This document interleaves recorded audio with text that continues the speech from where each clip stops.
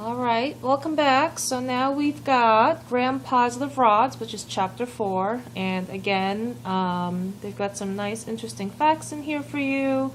They've got the good table that kind of gives you a good overview. And then the clinical cases to give you an idea of how these affect your patients. So here we go. I think we are at a point where you can read the objectives on your own. I don't want to bore you having to read this for you, so we're just going to skip this. You guys can read it on your own, but this is basically what we're going to be covering today. All right, so you have your bacillus species, and when you think of bacillus, you should probably think anthrax, which is like one of the most important ones that we're going to be talking about. And bacillus species are usually large, gram-positive bacilli, or rods.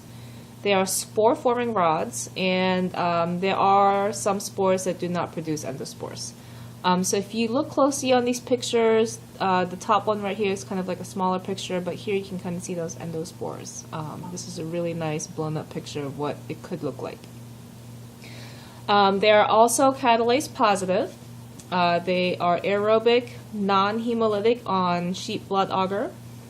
The colonies appear dry and irregular, and sometimes have a ground glass or medusa head appearance of colonies, which is kind of specific to Bacillus anthracis or anthrax. So those words should start kind of coming together for you. Bacillus anthracis, medusa head appearance of colonies. So just kind of think about that. It's one way to kind of remember these organisms. And then it is also sensitive to penicillin.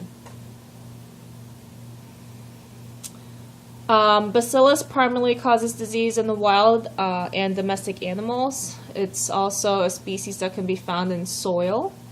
Humans normally acquire the infections when inoculated with the endospore, so one could be traumatic introduction, ingestion, where you accidentally eat it, or actually even inhalation, or injectional.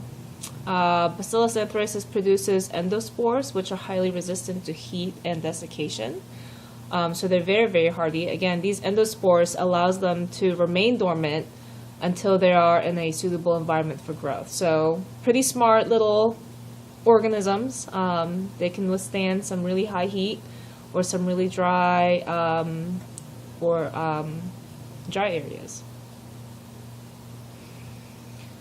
We also have some toxins. Right now you just need to know that there's a lethal toxin and an edema toxin, so LT and ET. But basically loss of toxin encoding plasma attenuates or reduces the pathogenesis of the organism. So makes sense. If you reduce its toxins, it'll make it less virulent. Prevention and treatment, well, avoiding exposure, but the nice thing to know about anthrax is that it is a treatable disease.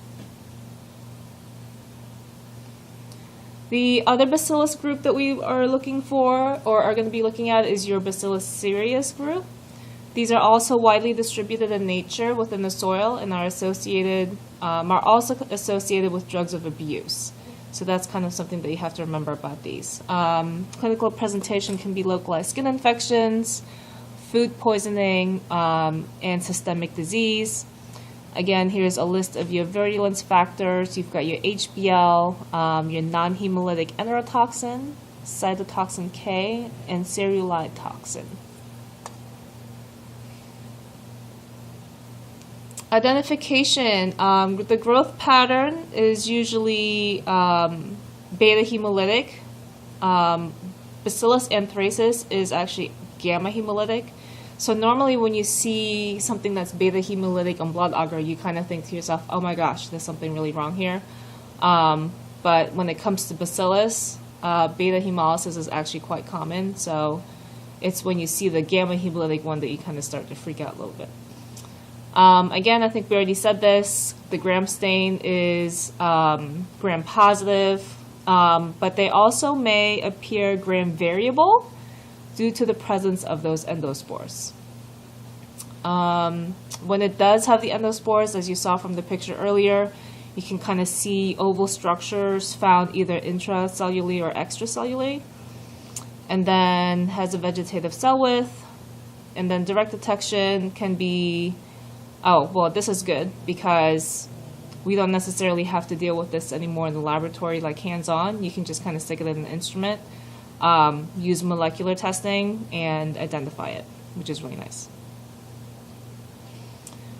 However, if you were to culture it, it would go on blood agar, chocolate agar, sometimes they'll use CNA agar, PEA, bicarbonate agar, and then there's a special one called mannitol egg yolk polymyxin. And then like some other mixtures of these, but basically it's just specific for isolating Bacillus cereus. All right, so that is that. The other one that you guys need to know about is Corynebacterium. This can be pronounced several different ways. I think I kind of said that in one of the lectures already. Corynebacterium is also a gram-positive rod. It is also catalase positive. It is non-acid fast and non-spore forming. It does grow in 5% sheep blood agar. However, some of these species won't grow on chocolate agar. And chocolate agar does not have chocolate in it. It just actually is hemolyzed blood agar.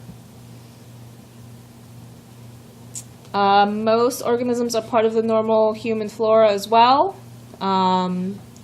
The pathogens that are notable here are your Corynebacterium diphtheriae and your Listeria monocytogenes.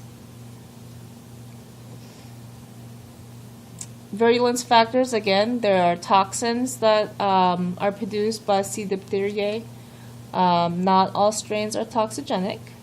And some contain a bacteriophage that harbors a tox gene. And this blocks protein synthesis, so it results in cell death. And then the formation of a pseudomembrane in the oral pharynx or nasopharynx. And then the toxin can spread, causing systemic organ damage, and can also lead to cardiac arrest. So pretty serious stuff.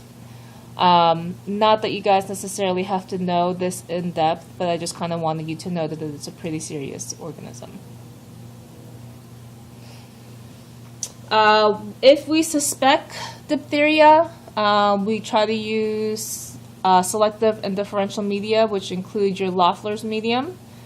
And then you have something called cysteine tellurite blood agar and modified Tinsdale agar.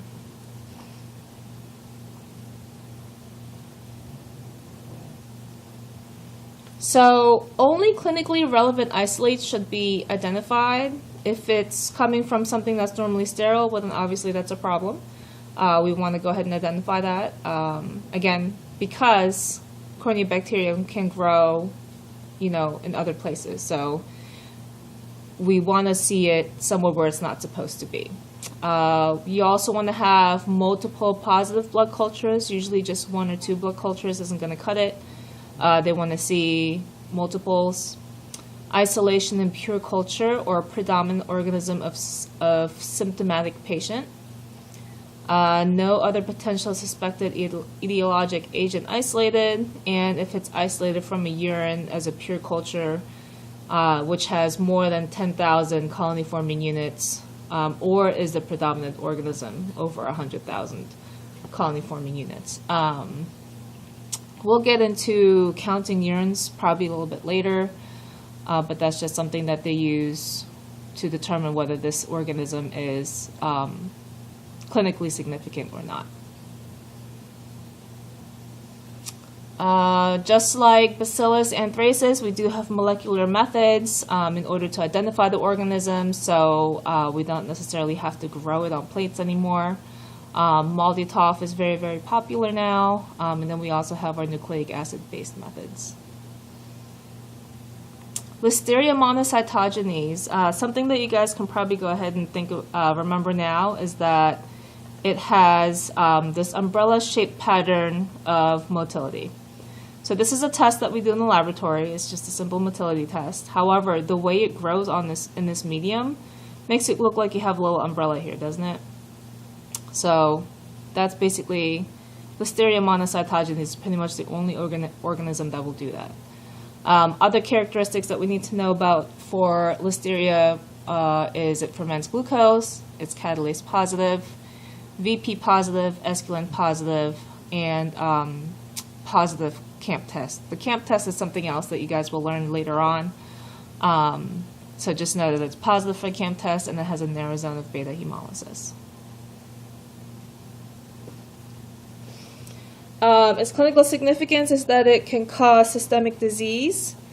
And then you can also have your localized infections. So I think when you guys were reading about the cheeses and things like that, you can also get gastroenteritis from eating contaminated foods. Isolating Listeria may be difficult at times, especially from placental specimens. So what they do is they do like a cold enrichment to enhance its recovery, where they inoculate the specimen onto nutrient broth and then incubate it at refrigerated temperature for several weeks to months. So it actually takes a long time to be able to grow it, and they also have molecular methods to be able to identify this organism. Treatment and prevention. Typically, there's no resistance identified to therapeutic agents, therefore routine sensitivity testing is not warranted. Basically, just make sure that you heat your food properly. Again, this organism is able to replicate in the refrigerator at 4 degrees centigrade. And then patients who are immunocompromised and women who are pregnant are told to avoid certain soft cheeses, such as your Mexican-style cheese, feta, brie, so on and so forth. And that is it.